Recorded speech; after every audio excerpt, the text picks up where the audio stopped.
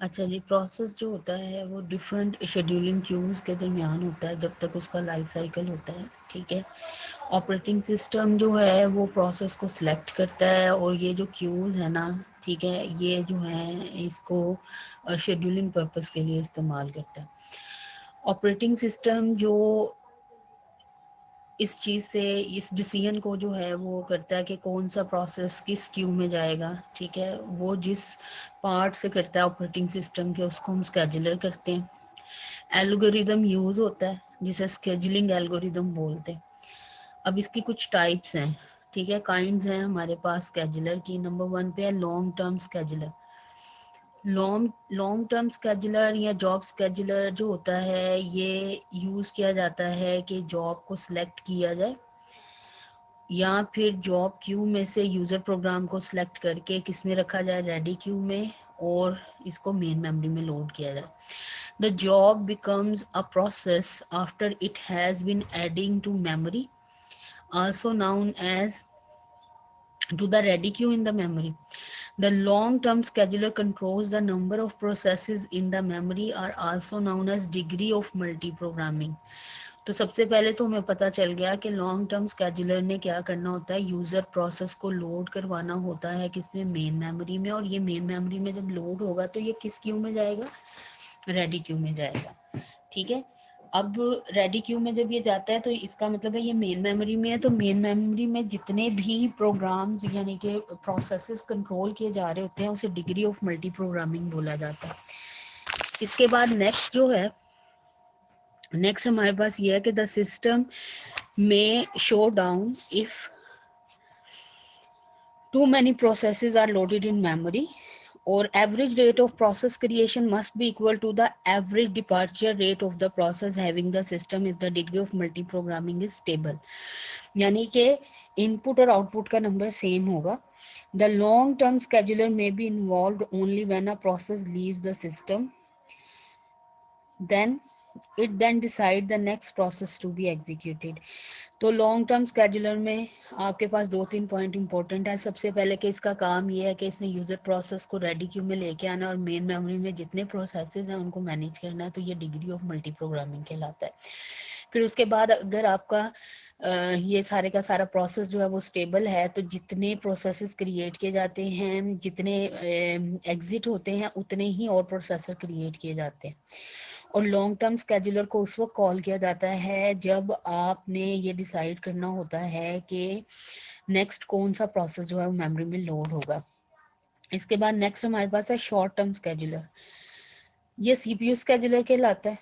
ये सिलेक्ट करता है प्रोसेस रेडी क्यू से और उसको एलोकेट करता है सीपीयू ताकि उसका जो प्रोसेस है उसको एग्जीक्यूट किया जाए। ये डायग्राम में भी आपको एक्सप्लेन किया हुआ है। तो जो शॉर्ट टर्म स्केजुलर होता है उसको वेरी फ्रीक्वेंटली एग्जीक्यूट किया जाता है और बहुत फास्ट होता है ये।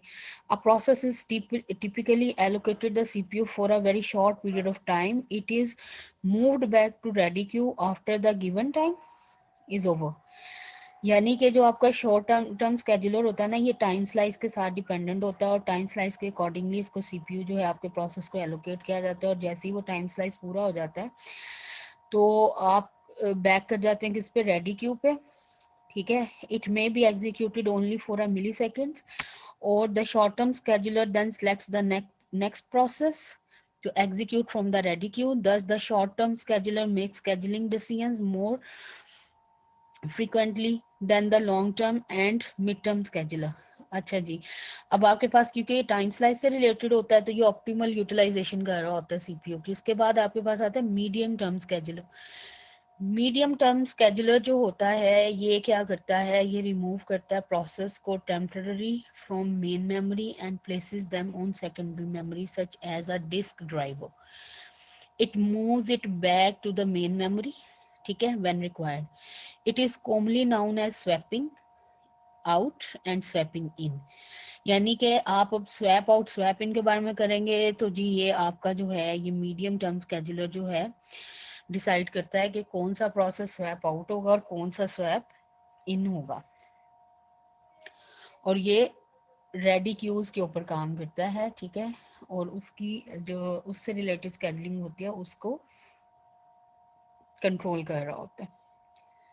तो यहाँ पे ये आपके पास स्केजुलर खत्म हो जाते हैं। आपके पास स्केजुलर्स 3 तरह के हैं, long term, short term and medium term.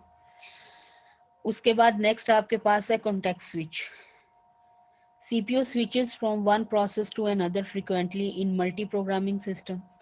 The interrupt also cause the CPU to stop the execution of the current process and move to the another process or kernel routine. ठीक है, ये तो आप सबको क्लियर ही है। In this situation, the system must save the current context or state of the process being executed. This information is used when the same process is executed again later. The information includes the values of CPU register, process state, and memory management information. It is stored in the process control block. जैसे आपको बताया था कि इससे related सारी information कहाँ होती है, पीसीबी में. The process of switching from one process to another and saving the state of the current process is known as context switch. तो ये इंपॉर्टेंट पॉइंट है आपके पास कि पीसीबी के अंदर जो इन्फॉर्मेशन आपने सेव की होती है उसकी मदद से एक प्रोसेस से दूसरे प्रोसेस पे शिफ्ट करना जो है वो कॉन्टेक्स्ट स्विचिंग कहलाता है. और कर्नल सेव करता है द कॉन्टेक्स्ट और state of the old process in its PCB. अच्छा, अब अक्सर लोगों को कॉन्टेक्स्ट का क्या नहीं पता चलेगा. कॉन्टेक्स्ट का मतलब ये है कि आपका प्रोसेस उस वक्त किस स्टेट पे था जब इंटरप्ट अकर हुआ. ठीक है, तो जितना भी इम्पोर्टेंट पोर्शन दोबारा से री एग्जीक्यूशन के लिए चाहिए होता है वो पीसीबी से ले लिया जाता है. The CPU does not perform any useful work whenever a context switch is performed. The time required by a context switch depend on the hardware support for the switching such as multi-set registers etc. तो यहाँ पे context switch का concept आपको clear हो गया होगा. तो हमारे पास एक तो स्केजुलर्स हैं जो क्या करते हैं, जो क्यूज की मदद से सीपीयू स्केजुलिंग में हेल्प आउट करते हैं. उसके बाद नेक्स्ट हमारे पास कॉन्टेक्स्ट स्विचिंग है. कॉन्टेक्स्ट स्विचिंग क्या करती है, हमें प्रोसेस टू प्रोसेस जंप करने में हेल्प करती है. और इसके अंदर जो हमारा मेन कंपोनेंट है जो हमें ये तमाम करने में कर्नल को हेल्प करता है वो है पीसीबी. इसके बाद नेक्स्ट हमारे पास है operations on process. Number 1 process creation, number 2 process termination. अच्छा, प्रोसेस क्रिएशन में हमारे पास जो इम्पोर्टेंट चीज़ है वो ये है कि parent process creates children processes.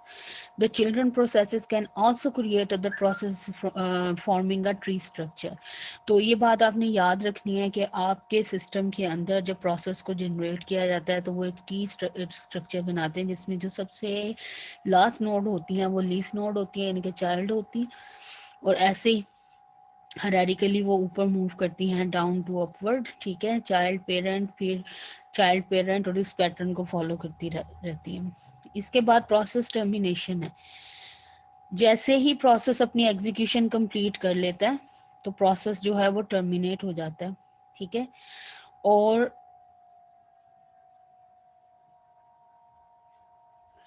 एक जो चिल्ड्रन प्रोसेस होता है उसको पेरेंट प्रोसेस खुद से डिस्ट्रॉय कर सकता है जब वो एग्जीक्यूट हो जाए.